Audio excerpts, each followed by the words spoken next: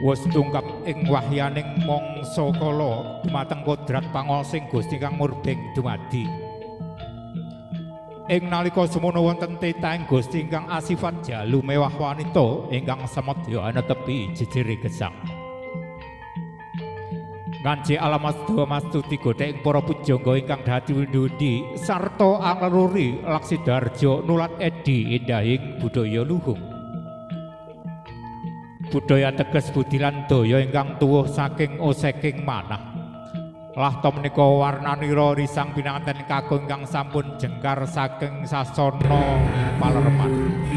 Busananira risang pinanganten kakung pating mbiar sumorot amemba busananing sang raja. Ingkang asta Sekar Mayang anindakaken adicara liru Sekar Mayang.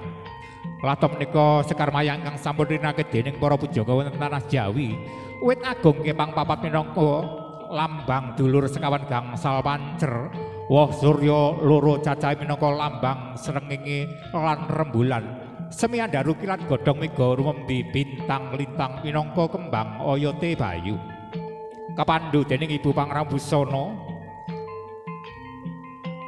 pinanganten sarembet badhe anindakaken adicara ambalang sadak kang dipun wales kalian gantal dening pinanganten putri. Sadak utawi gantal kadamel saking ujungan sedah. Lumah lan kurepe padha rupane nanging yen ginigit padha rasane. Paripurna anggenipun anindakaken adicara ambalang sadak kang dipun wales kalian gantal. Pinanganten sarembet nindakaken adicara jawat asta minangka paring pangurmataning rawing pinanganten kakung.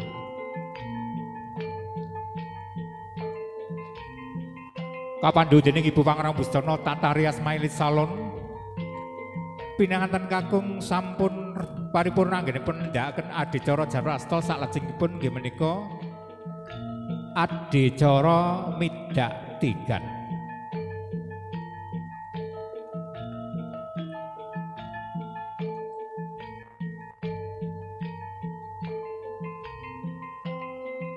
Tigan kapidak dening suku tengen pinanganten kakung.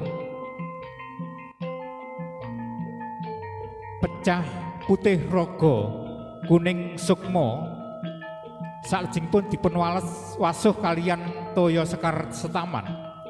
Pecahing tigan minangka lambang babaring wiji. Mugi-mugi pinanganten kekalih punika anggenipun nglampahi madyaning bebrayan agung. Enggal-enggal pinaringan welasing Gusti ingkang arupi momongan-momongan ingkang dipun gula wentah sesarengan kanthi kebak tali katresnan jati.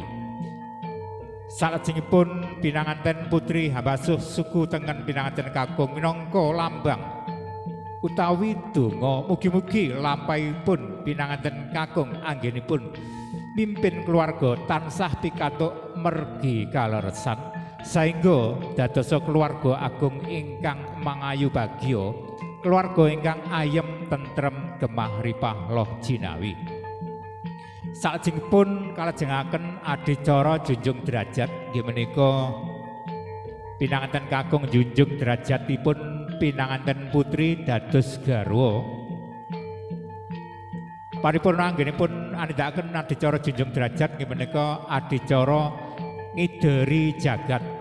Pinanganten putri ngideri pinanganten kakung. Adicara menika dipun pundhut saking cariyosipun nalika Nabi Adam saha Siti Hawa ditumurunaken wonten alam donya. Setunggal atus langkung taun boten panggih salajengipun Nabi Adam ndonga wonten ngajengipun Ka'bah lan dipun ijabahi donganipun Nabi Adam. Salajengipun Nabi Adam saha Siti Hawa dipun kepanggihaken wonten Jabal Rahmah. Menika adicara ngideri jagat ingkang dipundhut saking cariyosipun Nabi Adam saha Siti Hawa. Pinanganten sarimbit nindakaken adicara ngunjuk tirta wening. Tirta ya banyu, wening ateges werdining Gusti ingkang Maha Ening. Mugi-mugi pinanganten sarimbit menika anggenipun nglampahi madyaning bebrayan agung tansah pikantuk werdining Gusti ingkang Maha Ening ingkang arepi pitulungan-pitulungan saengga anggenipun nglampahi keluarga dados keluarga ingkang agung ingkang mangayu bagya.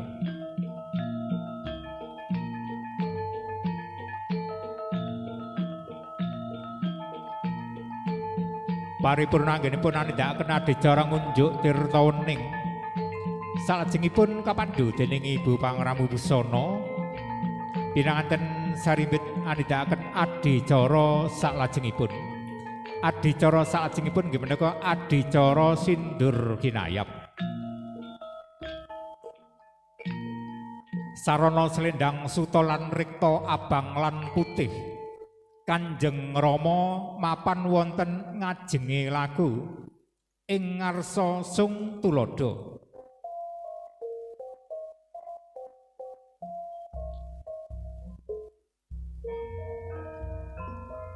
Dene punapa Kanjeng Rama mapan wonten ngajenge laku ing ngarsa Sung Tuladha, bilih punapa Kanjeng Rama tansah paring tuladha mring putra kekalih. Bilih anggenipun nglampahi madyaning bebrayan agung punika kedah ati-ati lan waspada supados tansah pikantuk nugraning Gusti ingkang Maha Agung.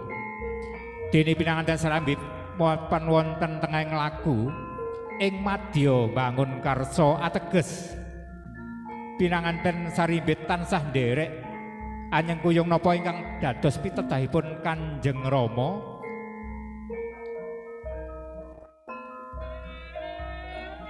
ing madya bangun karsa. Salajengipun Kanjeng Ibu mapan wonten petiting laku tutwuri handayani minangka pratandha bilih Kanjeng Ibu tansah paring donga-donga. Tansah nderek anyeng kuyung kanthi donga-donga anteping kalbu rinten kelawan dalu. Alon-alon anggenipun Kanjeng Rama boyong pinanganten sarimbit pinuju ing dampar palenggahan minangka pratandha bilih Kanjeng Rama tansah paring tuladha mring putra kekalih bilih anggenipun nglampahi madyaning bebrayan agung punika kedah ati-ati lan waspada supados pikantuk nugraning Gusti ingkang Maha Agung. Dumateng para kadang kinasih, para pandherek pinanganten saking laladan saujajar Gang Pitu, monggo dipun aturi pinarak wonten palenggan ingkang sampun sumadya.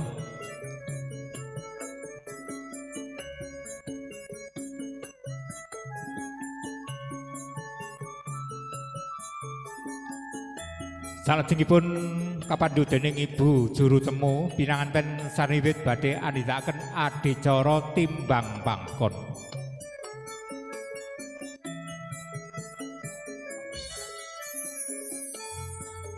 Adicara timbang pangkon menika Nak Mas Bagus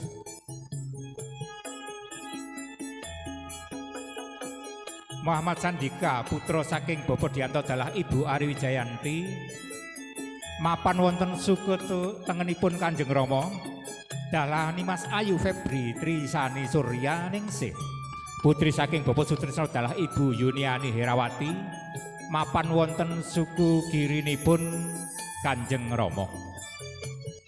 Adicara timbang pangkon minangka pratandha bilih Kanjeng Rama wiwit wedal sapunika boten badhe ambedak-bedakaken antawising putra mantu dalah putra piyambak. Senaosa Nak Mas Bagus Muhammad Sandika menika putra mantu, insyaallah wiwit wedal punika badhe dipun anggep kadosa putra kandung piyambak. Menika filosofinipun adicara timbang pangkon.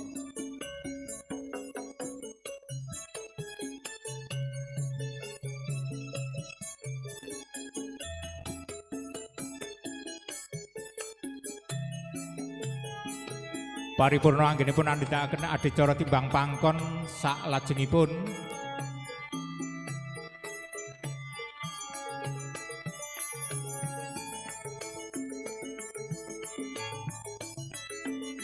Kanjeng Rama nglenggahaken pinanganten sarimbit minangka pratandha bilih wiwit wekdal punika Kanjeng Rama sampun paring donga pangestu mring putra kekalih bilih sampun paring idi anggenipun nglampahi mahdiyaning bebrayan agung.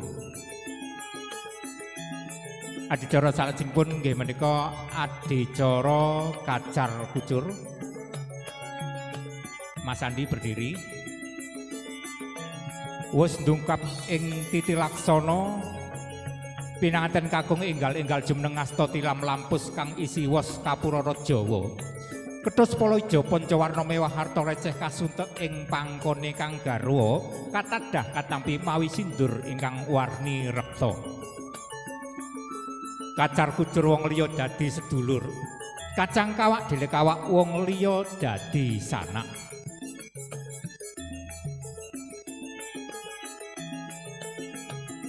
Adicara kacar kucur punika minangka lambang bilih Nak Mas Bagus Muhammad Sandi Putra minangka lambang kepala keluarga paring gunakaya mring garwa minangka salah setunggaling pringga ingkang kedah nyekapi sandang kelawan tedha dumateng keluarga. Sesampunipun hanampi gunakaya punika kalajengaken dipun pundi lan dipun titipaken dumateng wanita ingkang kedah rumeksa nuwun inggih Kanjeng Ibu.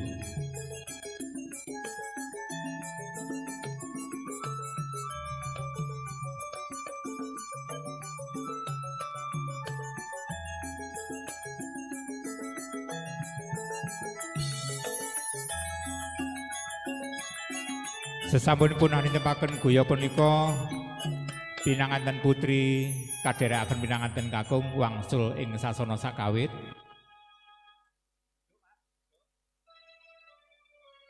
Kalajengaken nggih menika adicara dahar walimah.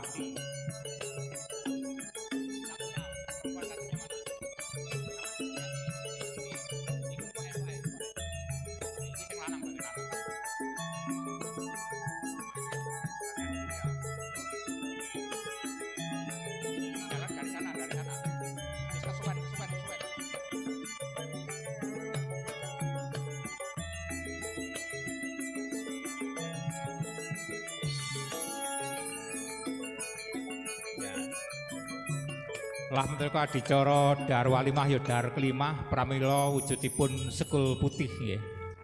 Putih lambang suci, mugi-mugi tresnanipun Mas Sandi dumateng Nimas Ayu Febri Trisani tulus suci anggenipun nglampahi mahdiyaning bebrayan agung.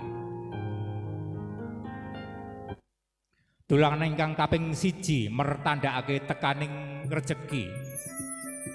Mugi-mugi pinanganten sarimbet anggenipun pados sandang lawan pegda tansah pinaringan ora hayu wilujeng, tansah pinaringan margi ingkang lancar, pinaringan rejeki ingkang barokah manfaat di dunia wal akhirah.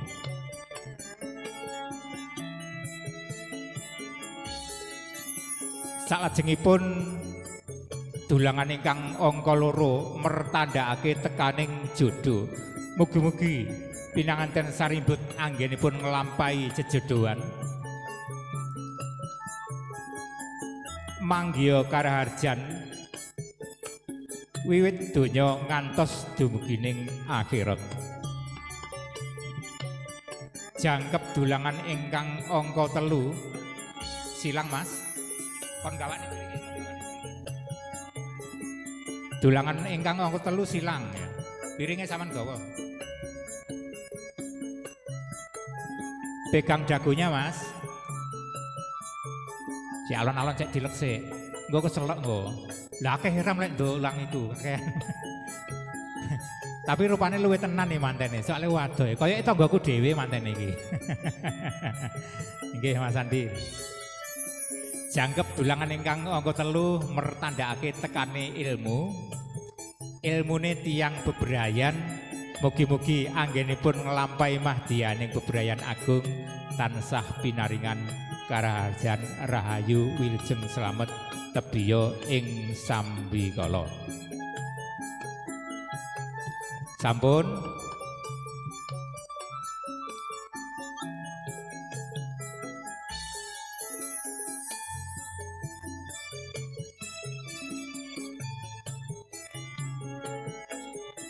Wis ge simbole.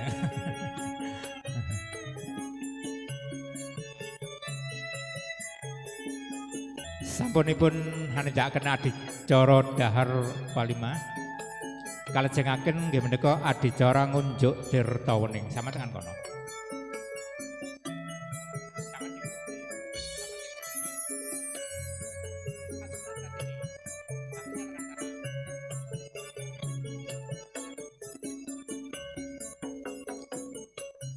Kalajengaken hanenjaken adicara ngunjuk tirta wening.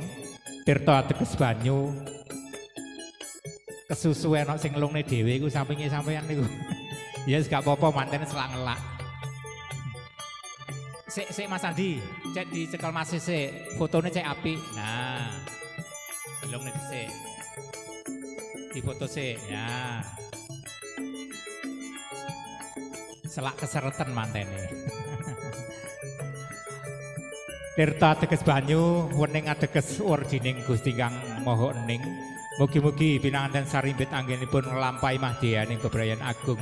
Tansah pikantuk wardining Gusti Kang Maha Ening ingkang arupi pitulungan saha pitedah supados anggenipun nglampahi bebrayan tansah pinaringan rahayu wilujeng slamet tebya ing sambikala lan dipun paringi rejeki ingkang manfaat barokah fidunya wal akhirah. Amin amin ya rabbal alamin.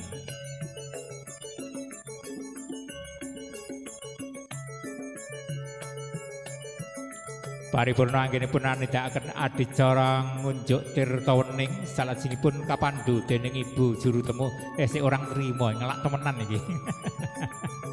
Sereten tenan iki manten lanang iki. Sik urung trima Mas. Gak apa-apa engko tambahi es campur. Mantap Mas Andi. Kalajengaken nggih menika adicara sungkeman mila pinanganten sarimbit jumeneng sawetawis. Ngerti jumeneng ora ngadeg berdiri.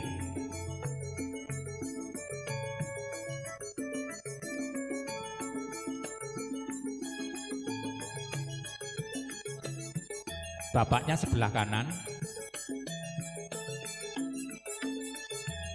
Sakderepun adicara sungkeman menika selap kedah ditanggalaken rumiyin. Awit punapa selop utawi pusaka menika lambang pangkat utawi jabatan. Mila bilih sungkem dumateng Kanjeng Rama boten damel atribut pangkat utawi jabatan ingkang wonten antawising anak kelawan tiyang sepuh.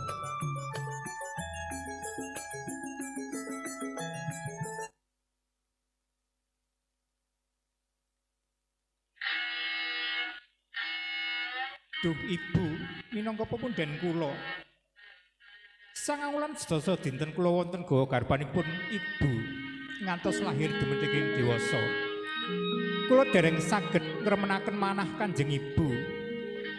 Nanging wedal sapunika kula nyuwun donga pangestu Kanjeng Ibu bilih kula badhe miwiti mahdiyaning bebrayan agung. Iya nggih anakku pangestumu tak tampa liwat pendongane Rama Dalah Ibu ya nggih tampanen sing ati-ati momong keluargamu. Inggih Kanjeng Ibu, pangestu panjenengan kula pundi lan kula dadosaken jimat. Sampun salajengipun pinanganten putri sungkem dumateng Kanjeng Rama, dalah pinanganten kakung sungkem dumateng Kanjeng Ibu.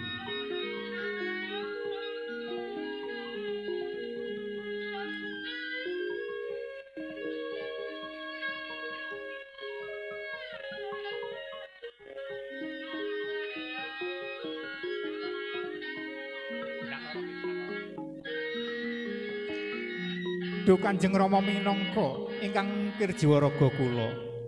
Kula nyuwun donga pangestu Kanjeng Rama bilih kula badhe miwiti mahdiyaning bebrayan agung Kanjeng Rama. Iya nggih anakku pangestu tak tampa lalap pendongan Rama Dalah Ibu ya nggih taman sing ati-ati momong keluargamu. Inggih Kanjeng Rama pangestu panjenengan kula pundi lan kula dadosaken jimat.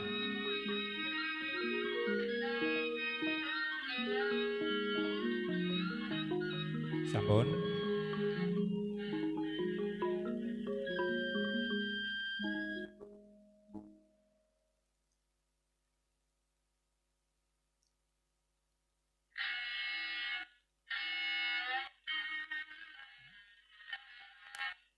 Salejengaken Bapak tuwin Ibu monggo wangsul ing sasana sakawit. Betul lagi.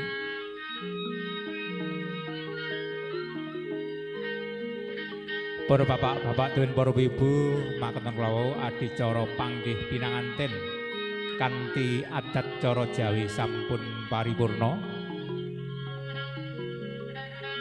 Alhamdulillah boten wonten riripet utawi alangan satunggal punapa.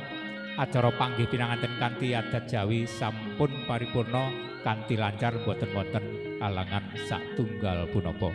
Salajengipun inggih menika adicara pasrah tinampi pinanganten saking keluarga pinanganten kakung inggih menika saking Bapak Diyanto Dalah Ibu Ari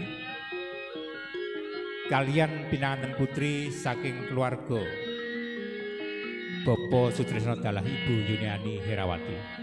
Pramila dumateng bapak-bapak dan para ibu saha para tamunan sekalian, monggo ingkang dereng pinarak dipun aturi pinarak wonten palenggan ingkang sampun sumadya amargi adicara pasrah tinampi pinanganten badhe dipun wiwiti.